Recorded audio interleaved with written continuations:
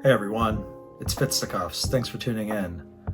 Now, as some of you may know, I have over 1,500 physical video games, and on top of that, about 1,000 that are digital only. Now, I do play a lot of the more common AAA titles that you hear about every day, the Call of Duties, Elder Scrolls, sports titles, etc. What I also really enjoy are some of the more weirder, obscure kind of titles that either flew under the radar or they're just so unique you don't really hear much about them. So this is going to be part one of a multi-part series on obscure video games that I'll be posting in the coming weeks. And I hope you enjoy these games in this video as much as I do. Thanks for watching.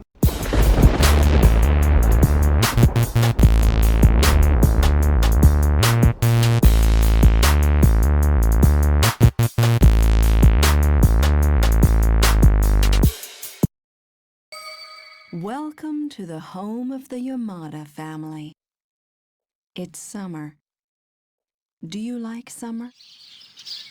Summer drives people crazy. Mister Mosquito was first released on the PlayStation 2, but it's since reappeared on the PlayStation Network for download.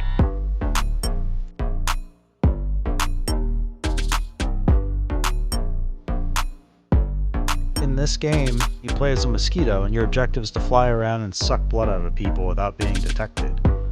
If a person does happen to see you, the game initiates a battle scene where the human tries to swat you down.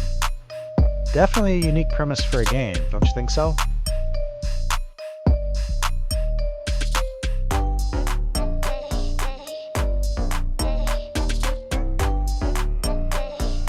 And to be quite honest with you, I'm not sure if there's any other type of game that's like this out there. I know there's a game called Bee Simulator that came out, but I never played that one. If you've played that one and it happens to be like this, let me know in the comments.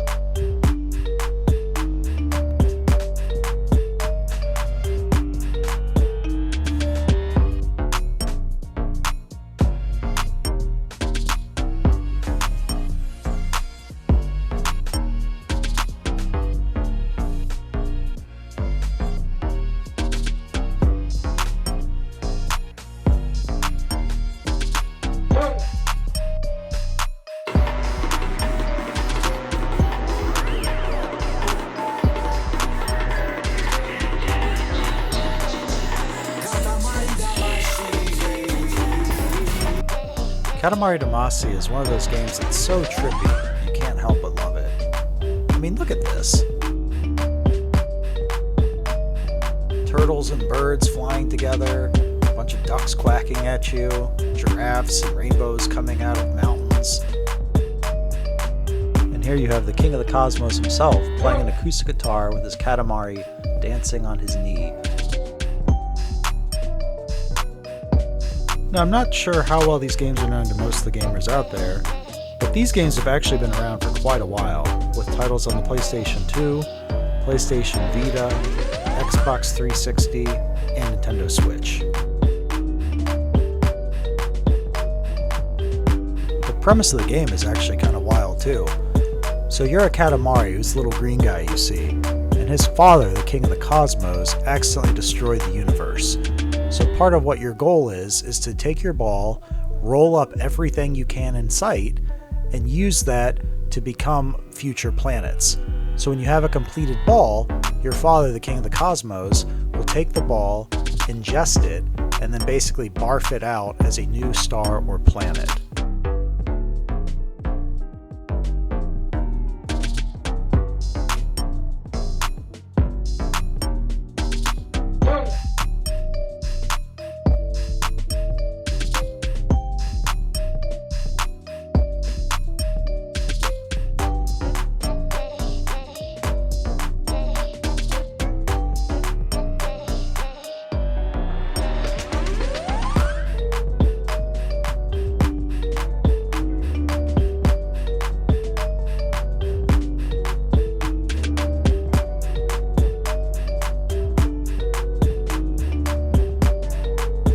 I love how in this cutscene, the little girl takes the completed Katamari, feels it in the cosmos, and spreads her arms into the form of a constellation crab.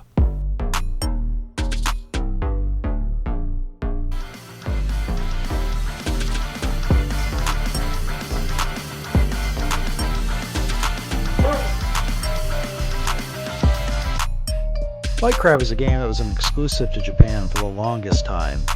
And I remember creating a Japanese account on Nintendo Switch so I could go on that version of the eShop and check out games like this and others that are exclusive in the region. Now in recent years, this game actually did get a Western release, and this game is just so weird. I can see why they waited before releasing it to the Western markets. I mean, seriously, whoever thought of the idea to have crabs fight each other and make it into a game? Basically here, with the way the fighting goes, you don't win a round until you knock your opponent over on its back, kind of like a turtle. And things really get crazy, like you see here, when your enemies start coming at you with guns and knives and other weapons.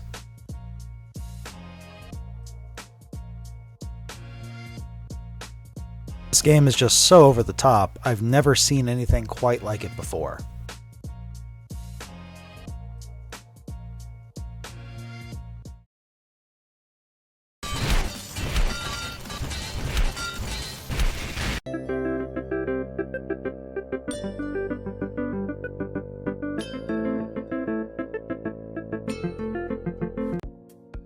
Rain on Your Parade is a game that takes a well-known idiom and turns into a unique and colorful gaming experience.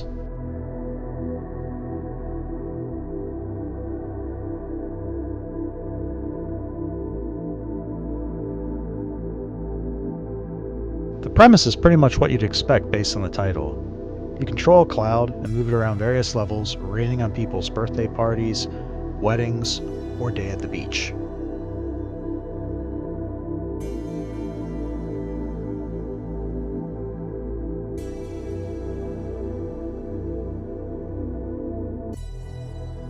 It's truly amazing how they managed to take something that everyone wants to do in real life, rain on someone's parade, and turn it into such a fun, unique gaming experience.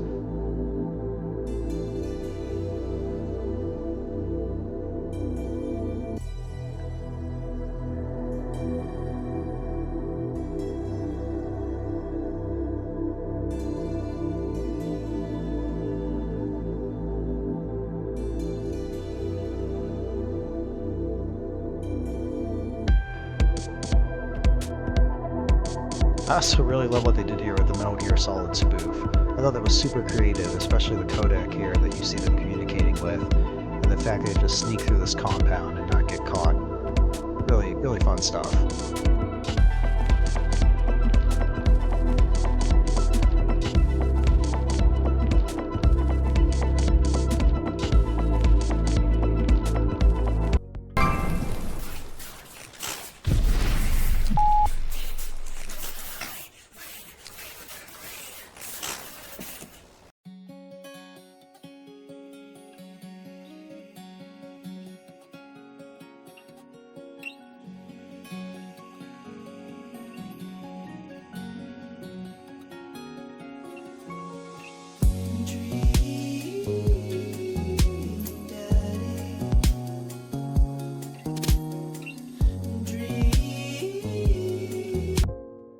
Before I start talking about this game, I just want to say that intro song is hilarious to me.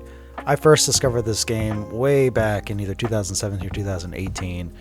Bought it on a whim just because it was on sale in the eShop, but that intro song still gets me even to this day. I also love how each of the loading screens have the random dad tips at the bottom and the fun retro 90s Saved by the Bell sort of color schematics going with it too. So what is this game all about? Basically here, you are a recently widowed father, and you're going out into a new neighborhood, and you're on a quest to basically find another dad that you deem worthy of dating. It's basically a dad dating simulator, but it's for dads dating other dads. And what you see here on this screen, it's interesting. It looks kind of like an old school Pokemon game, but this is basically the system that goes in the background when you're trying to either brag to someone about your kid or have a normal dialogue with them or just something else. And I thought this was pretty hilarious too, how they incorporated this into the game. Now admittedly I haven't gotten too far into this game, but it is a visual novel, so it's basically a point and click through with some limited dialogue options. I have no idea where this game goes once you actually beat it. If anyone's actually played this and beat it, please feel free to let me know in the comments. I'm very interested to hear your experience with it.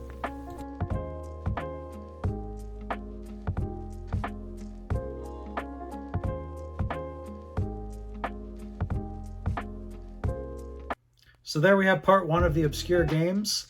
Be sure to be on the lookout for part 2 coming out in future days or weeks. And happy gaming, everyone.